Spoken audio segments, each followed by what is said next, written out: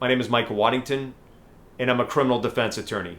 I have been aggressively defending military service members for over 20 years. If you or a loved one are stationed anywhere in Japan, and you're in the Navy, Army, Air Force, or Marine Corps, and you're suspected or accused of any crime under the UCMJ, such as an Article 120 sexual assault or sexual harassment, and your career's in jeopardy, then reach out and speak with one of our experienced military lawyers today.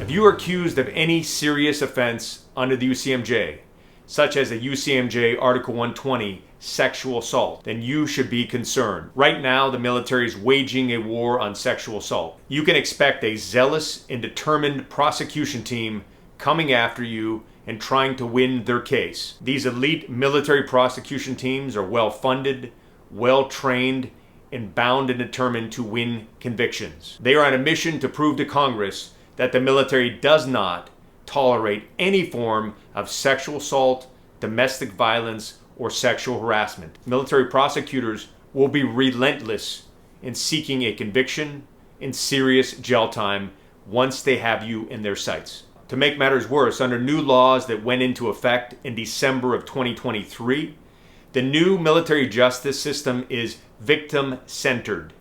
What that means to you, if you're accused, is that if a person makes an allegation against you, they are believed from the start. They won't probe the credibility of a person making an allegation. They won't look for any evidence that could disprove the allegation. They're taking anyone who comes to be a victim and they're taking their word for it. That also means that people who have made false or exaggerated allegations will not be punished, even if their allegation is proven to be false.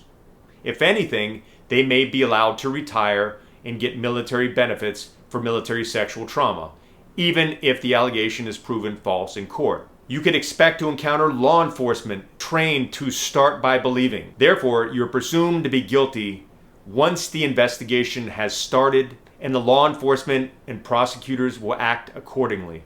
Yes, that cuts against your constitutional rights, and that cuts against what our country was founded upon and what we stand for, but that's what you can expect in the military justice system. In this new victim-centered approach, the victim, even if the victim is a lying victim, plays a key role in determining what happens to you. What could end up happening is in a case where there's no evidence, or if you're in fact innocent, the victim may still insist that you get some sort of punishment. Even if you're innocent and there is no evidence, do not be surprised that you end up at a court-martial, an administrative separation board, or receiving some sort of negative paperwork, such as a letter reprimand.